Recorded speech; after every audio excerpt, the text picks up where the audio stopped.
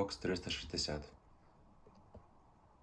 Всього-навсього два слова, але значень в цьому словопоєднанні величезна кількість. Ця консоль познайомила мене заново зі світом консольного геймінгу. Після стількох років гри на персональному комп'ютері було навіть страшно приближатися до консолей. Після всіх відео наших техноблогерів та зарубіжних, після стількох років гри вдома на комп'ютері, не хотілося до цього йти, але після гарних спогадів, проведених за такими консолями, як Dendy та інші варіанти Nintendo, все ж спогади були приємні в дитинстві. І за відсутністю можливостей до придбання персонального комп'ютера на місці, я все ж вирішив спробувати консольний геймінг. І моє ознайомлення зі світом консольних ігор, взагалі консольної тематики, почалось саме з Xbox 360.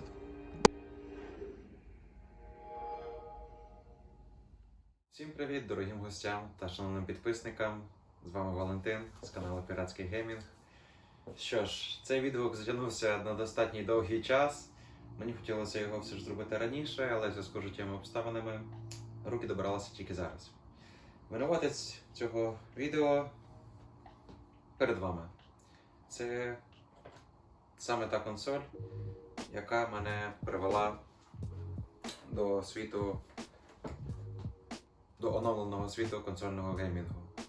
У моєму розумінні та в моїх останніх спогадах в мене були спогади тільки пов'язані з Dendy, яку мені подарили колись хресні, і Sega, яку мені теж подарили другі хресні, але, на жаль, вона в мене слабко працювала і перегрівалася. І прийшлося, на жаль, позбутися. І більшу частину життя я все ж провів за персональним комп'ютером, як і домінуюча кількість гравців в пострадянських країнах. Все ж як я опинився за кордоном, а на даний момент я зараз знаходжусь в Польщі вже майже третій рік, в мене, на жаль, немає такої великої можливості перевести комп'ютер з нашої рідної неньки України сюди, або тут зібрати. Бо навіть якщо я його зберу, то не буде забагато місця для того, щоб його десь поставити банально з монітором. Тому мій вибір все ж впав на консолі. Я все ж почав гадати, яку консоль краще вибрати для початку. Очевидно, я не хотів брати консоль доживаючого покоління, тобто Xbox One або PlayStation 4, тому що я вже розумів, це був 2020 рік. Я вже з цією консолью майже 2 роки. Якраз в травні місяці я її 2 роки назад придбав. Все ж чому я її придбав, а не PlayStation 3? Тому що головним моїм критерієм стала одна річ. І цим винуватцем все ж став дуже довгоочікуваний, але тим не менш улюблений всіма українцями Stalker 2, який був анонсований з виходом консолей Xbox Series S та Series X. І мій вибір все ж впав на консолі від зеленої сторони, і мені цікаво стало, з чого все починалося, оскільки Xbox почали свою дорогу вже трошки пізніше, ніж фірма PlayStation. І Xbox Original вже був у всіх планах застарівший. Тим не менш, це добра ретро-консоль. Мені стало цікаво спробувати саме 360 Xbox. Розуміючи, що Xbox One не туди, не сюди, хотілося побачити те, що було актуально на той час, коли ці консолі були популярні і їх більше всього зрівнювали з персональними комп'ютерами. Адже саме Xbox 360 на момент виходу міг з часом бути на рівні, а навіть часом, як в випадку з Need for Speed Most Wanted 2005 року, взувати персональні комп'ютери. І все, що я можу сказати, що я є задоволений. Я є задоволений з того, що ця консоль принесла багато емоцій, що ця консоль все ж подарувала той досвід, який допоміг мені зробити подальший вибір і продовжувати підтримувати бренд Xbox. Мені, звісно, теж подобаються товариші з табору синіх, з фірми PlayStation, так, але я розумію все ж, що за стільки часу поки що я сконцентруюсь на саме цих консолях. Все ж, 2023 рік. Плануваю це відео вже випустити під кінець 22-го, але тим не менш. Якраз на річницю придбання цієї консолі приблизно, то хотілося зробити певні такі підсумки та озвучити свої думки і враження. І хотілося б почати з самого простого, чи вона ще досі підтримується. Так, вона досі підтримується. На жаль, підписка Xbox Live Gold до восени, а саме, якщо не помиляюсь, до жовтня 2023 року, вона ще була активна. Можна було отримувати ігри по цій підписці безкоштовні. І зараз вже, на жаль, ці ігри не роздаються. Але якщо матимете бажання, ще досі онлайн на ній працює. Саме з допомогою цієї консолі я теж міг проводити свій час не тільки в іграх, але і в таких ресурсах, якими ми всіма кожен день користуємося, як YouTube.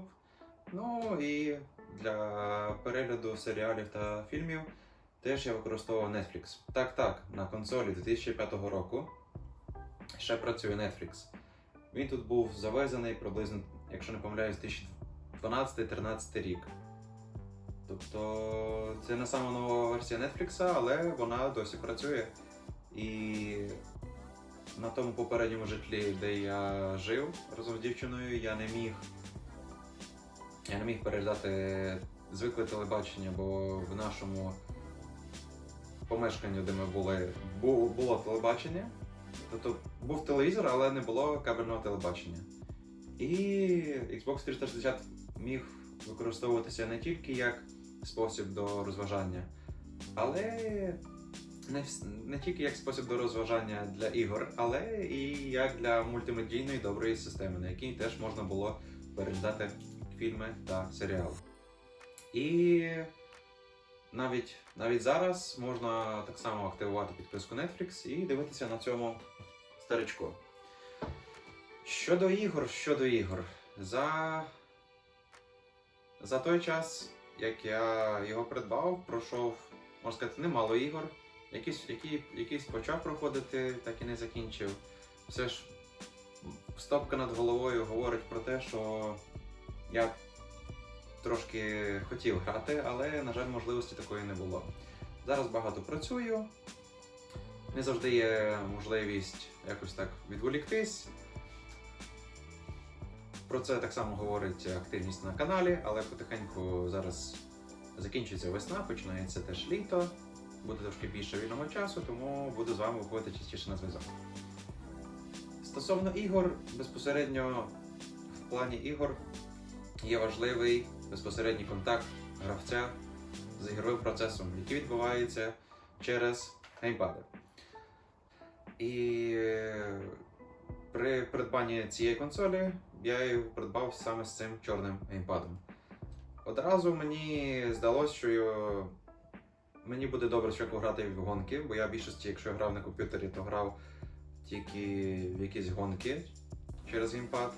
А в решту ігор, як і більшість гравців, грали з клавіатурою та мишкою. Але все ж Але все ж з часом я звик. Я звик до того, я пройшов трилогію Crysis на геймпаді від 360-го Xbox. Я пройшов третій Far Cry, четвертий почав, так і не закінчив. Але все, що я можу сказати, що міф був зруйнований, той, що на геймпаді незручно грати в шутери. Це насправді справа звички. Хто буде мати бажання дійсно пограти в якісь шутери, як Call of Duty, Battlefield, раджу вам не починати з онлайну, пройдіть кампанію, а бажано навіть на якомусь легкому рівні важкості, щоб не було зіпсутих емоцій. Все, що вам треба, до чого вам потрібно звикнути, незалежно чи це PlayStation, чи це Xbox, це до цих тригерів. Ви одним будете рухатись, а другим будете відповідно цілитись. Тут цілитись, стріляти. Це насправді елементарно і в якомусь розумінні навіть більш інтуїтивно і швидше до цього звикаєш, ніж до клавіатури з мишкою. З часом я теж зрозумів, що дуже великим плюсом є це використання акумуляторних батарейок. Тут можна використовувати як сам акумулятор, як самі батарейки, так і акумуляторні батарейки, які можна повторно заряджати. Тому це стало дуже приємним бонусом, те, що вам не треба кожен раз міняти геймпад, за винятком того, що є в них одна єдина проблема – це люфт оцих стіків. З часом від використання він трохи псується, його можна ремонтувати або купляти інший геймпад. Нових геймпадів для цієї консолі важко знайти, китайську підробку я не хотів брати, тому вдалося мені знайти теж оригінальний, такий біленький, гарний геймпад, який поставлявся теж з білими консолями. Ця консоль була як і в білому, в сірому, в чорному виконанні. У мене версія Slim. Яка була випущена, якщо я не помиляюсь, у 2011 році. Сама версія Slim, так звана 360S, вона початкувала свій вихід десь приблизно, якщо не помиляюсь, з 2008 року. Безпосередньо ця версія трошки відрізнялася від звичайного 360-го Arcade і решти Jaguar тим, що в них була покращена система охолодження. І вони вже не страждали так званою проблемою кільця смерті червоного, так? І що ще я можу сказати? Тільки сказати, що ще ця консоль все ж до мене прийшла без HDMI кабелю, хоча, на щастя, в ній є цей роз'єм, як я її купував.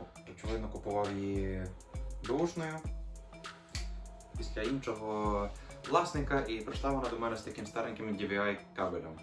Він ще підходить для старих телевізорів, але в більшості простіше використовувати HDMI. І я сусіда, де ми жили на попередньому житлі, позичав HDMI для того, щоб грати на цій консолі. З часом пізніше я вже придбав Series S, і на даний момент просто у мене HDMI кабель є в телевізорі, і коли хочу, я включаю Series S або 360. Все ж, чи є сенс гри на 360-му, коли є нове покоління консолей? Все, що можу сказати, це так. Тому що не всі ігри можна запустити на Series S, відповідно, бо в неї немає дисководу.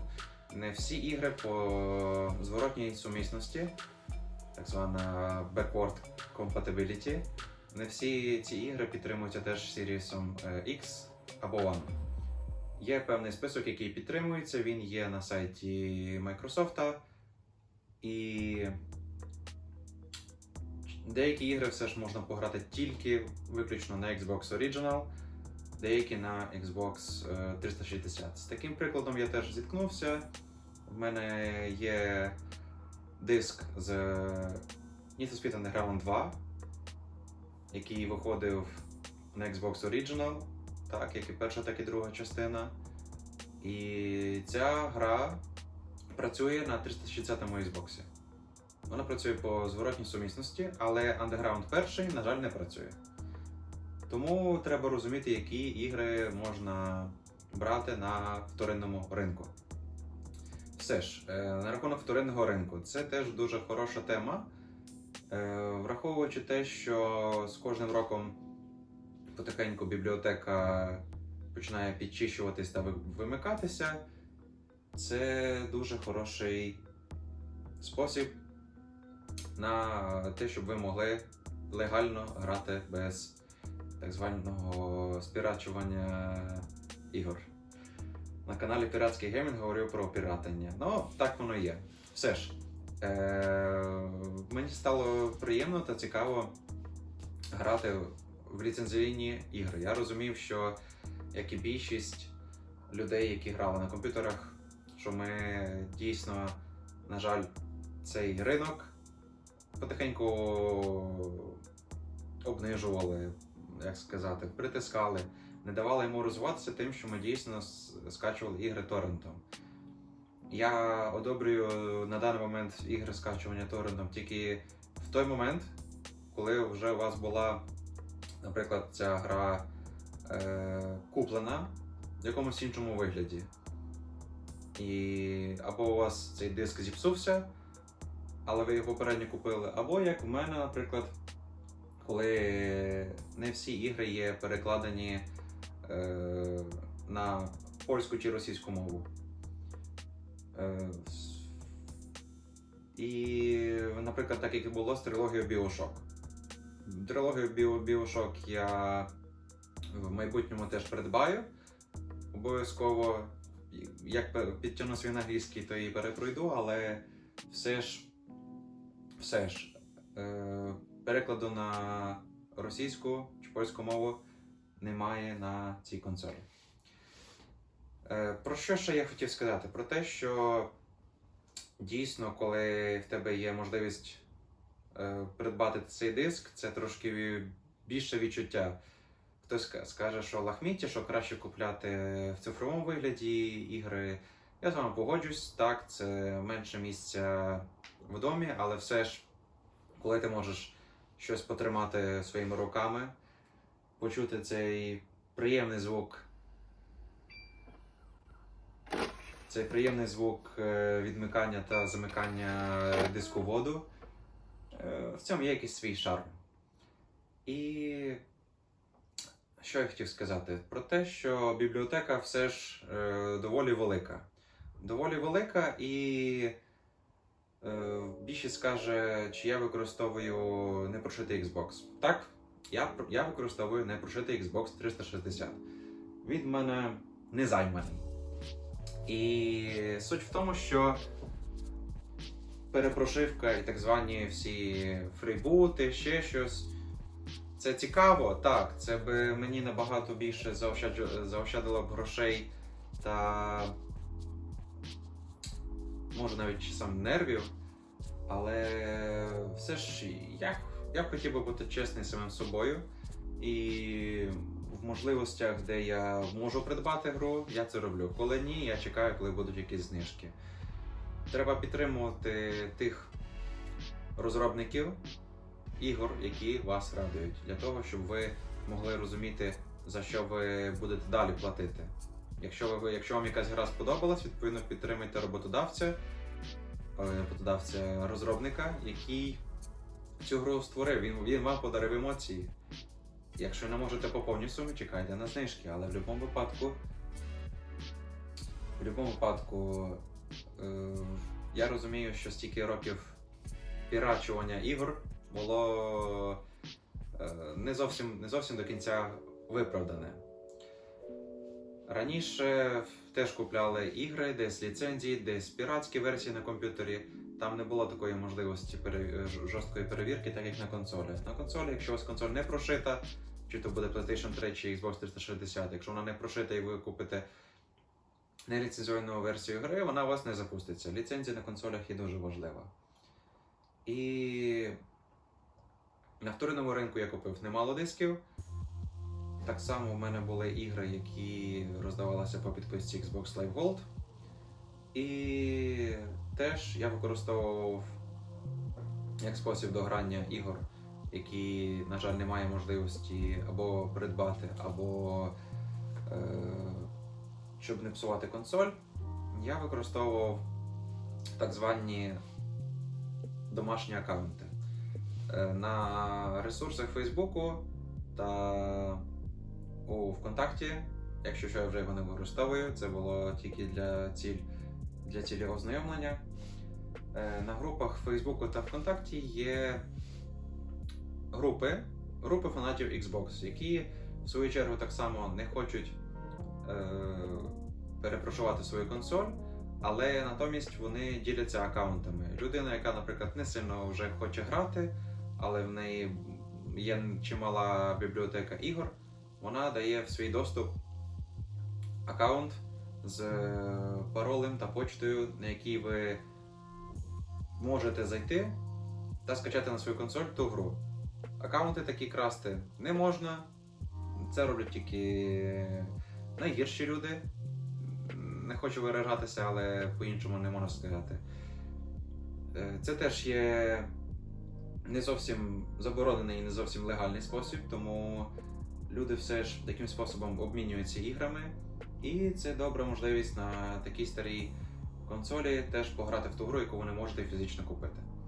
Тому деякі ігри можна таким способом скачувати, проходити, тобто ви скачуєте ту гру на свою консоль, під час входу ви виходите з того аккаунту, з якого ви скачали ту гру, способом відключення інтернету.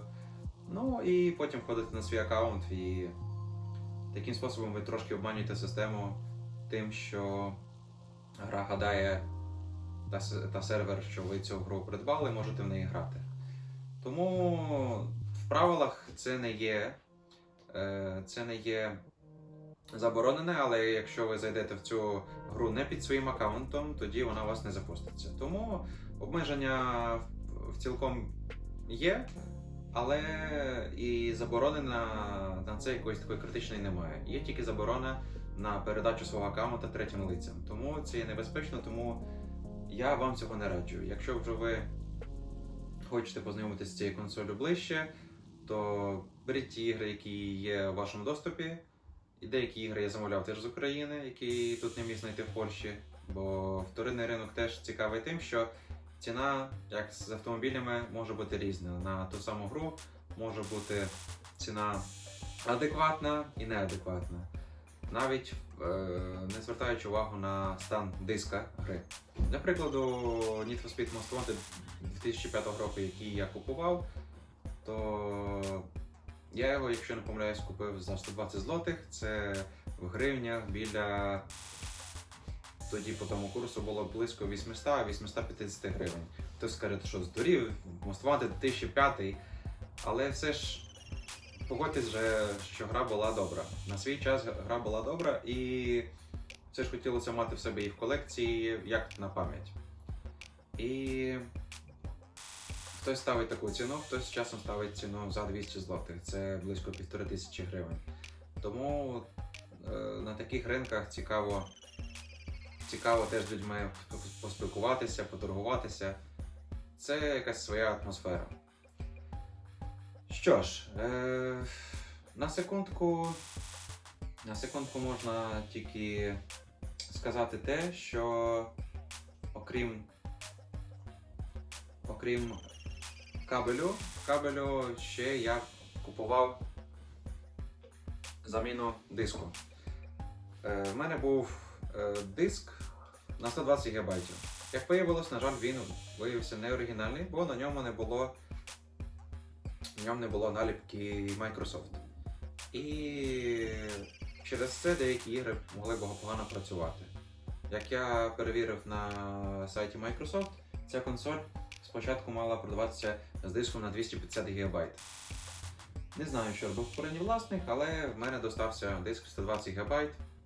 Мені цього могло би вистачити і навіть і зараз. Але я все ж хотів в деякі ігри грати з ліцензією. нормально, без проблем. І деякі ігри працювали добре, деякі ігри працювали через це погано або не заходили. Тому я придбав оригінальний диск, мені вдалося його знайти на 500 ГБ. Звісно, мені такий об'єм сховища є завеликий, не потрібний, можна було б і менше, але різниця буквально в 50 гривень, це там менше 10 злотих, вона була того варта, щоб взяти більше і просто мати собі запас на потім. Тому все, що можу сказати за цю консоль, що я радий. Відносно порівняння за те все, що я жалію, що в мене немає комп'ютера і приходиться грати на консолі, абсолютно ні. Враховуючи те, що я граю зараз на такому телевізорі з розширенням 768p, тобто 1366 на 768, цього цілком достатньо. Як для цієї консолі, яка буде показувати ігри в 720p в більшості, а деякі ігри там за дуже рідким винятком до Full HD буде підтягувати. Так само, як і для Series S. Цілком є достатньо телевізора в 768p, Full HD для таких консолей, тому що все ж Series S є доброю консолею, але більшість ігор, я гадаю, що в ній буде так само виходити Full HD. Деякі ігри так є в Quad HD, так званому 2,5К, 2К, кому більше подобається, 2560 на 1440. Це добре розширення, але будете його бачити не на всіх іграх. Тому, якщо ви тільки цікавитесь хіба переглядом хорошого серіалу чи кіно в 4К, якого все ж Series S підтримує, тоді так. Але, як я кажу, для такого напівретро геймінгу, ну як напівретро, все ж ці консолі вже, якщо так порахувати, 18 років, так, 18 років цій консолі, вже повнолітня. І все ж для того, щоб грати в старі ігри, такого телевізора цілком вистачає. Головне, щоб у вас був роз'єм та кабель HDMI, а не DVI, бо через DVI будете бачити тільки картинку 480p, а це, ну, слабенько. Тому так, все, що можу сказати, що я радий і раджу вам спробувати, поки ці консолі все ще підтримуються. На деяких іграх вже онлайн є закритий, так як на серверах GTA 5, наприклад. Тобто підтримується сервер тепер тільки на консолях та оновлених версіях ігор, як на Xbox One, PlayStation 4, Xbox Series та PlayStation 5. Тому деякі ігри вже потихеньку закриваються, але треба розуміти, що консолі майже 18 років. У листопаді вже буде їй 18 років, і треба розуміти, що вона вже своє потихеньку відживає. Як я говорив, її можна використовувати, на ній можна грати, на ті ігри, які у вас є придбані в фізичному та електронному вигляді, ви зможете далі грати без проблем. Але в майбутньому треба розуміти, що це вже потихеньку такий ретро-геймінг. Ретро-геймінг, в який ви зможете завжди пограти, коли зможете мати в себе цю консоль. Відносно нових консолей зараз переживати нема чого. Потихеньку 9-те покоління розвивається, виходять нові ігри, так само припиняється вихід ігор на PlayStation 4 та Xbox One помаленьку. Ще десь рік вони будуть актуальні, але, на жаль, далі вже це такий період еволюції, так? Тому треба вміти прощаватися зі старим і знайомитися з новим. І, власне кажучи, ця консоль показала мені, що консольний геймінг є хорошою темою, особливо тоді, коли ви хочете зібратися в компанії, не тільки в онлайні, але й наживо. Багато кооперативних ігор можете проходити з допомогою кількох геймпадів на одній консолі. Сплітскрін теж є доброю функцією на консолях. Якісь гонки або стрілялки, той самий Mortal Kombat, де ви можете грати двоє на одному екрані. Це завжди приємно, це якісь асоціації з дитинством, це все є дуже приємним. Тому я не скажу, що я став на 100% консольщиком. Як в мене буде можливість, все ж я собі теж візьму комп'ютер. Тому що, на жаль, та сама трилогія перша Stalker не входила на консолі. Але Stalker 2 я буду грати на консолі Xbox Series S. Якщо в мене буде можливість, можливо, навіть X куплю. Ну і хотілося б теж, відповідно, мати добрий комп'ютер для того, щоб грати в Stalker 2 теж на комп'ютері. Але, все ж можу сказати, що ця конкуренція є доброю. Ця конкуренція є доброю, і ринки між собою взаємодіють, десь конкурують, розвиваються. Тому ринок консольних ігор, ПК-шних ігор, він між собою помішався, і в кінці кінців всі є задоволені. Всі можуть грати на тому пристрої, якому є йому зручно. Знову за винятком, очевидно, ексклюзивних ігор, які виходили в той чи інший період. Але на даний момент, якщо у вас є вибір, або цей вибір є обмеженим, і у вас не так багато місця, і ви вибираєте, що взяти, і ігровий ноут, чи комп'ютер в форматі ITX, чи консоль, я б більше би схилявся до консолі. Все ж їхня актуальність є більшою. Найбільшим плюсом, що мене порадувало, це все ж довга підтримка. А середня підтримка консолей це йде 8 років. 8, 9, 10 років. Якщо подивитися на вихід ігор на Xbox 360, який вийшов, нагадую, у 2005 році, то на нього деякі ігри виходили навіть у 2014-2015 році. Це приємно, це 9-10 років. Та сама FIFA, виходили навіть якісь версії і 16-го року, тому це є добре. Так само, як і зараз покоління Xbox One та PlayStation 4 ще вже слабіше набагато, але досі підтримується, деякі ігри виходять. Але, відповідно, ігри виходять в гіршій якості, тому що желізо вже так не витягує. Ну і треба якось розробникам консолей та ігор теж мотивувати вас переходити на нове покоління. Тому час іде, деякі речі приходять, деякі відходять, але є ті речі, які будуть лишатися назавжди в нашій пам'яті та серці. І Xbox 360 тепер теж належить до тих речей, які будуть зберігатися в моїй пам'яті та серці. Тому так, я сподіваюся, що такий лайв-формат, як я говорив, відгуку, все ж був вам цікавий. І я сподіваюся на ваші позитивні і не тільки відгуки. Я буду радий любому відгуку, критиці та похвалу до себе не буду просити. Це все залежить тільки від вас. Я лише хотів сказати, що життєві обставини мені не дозволяли так добре займатися. В мене, на жаль, трошки хворіє дівчина.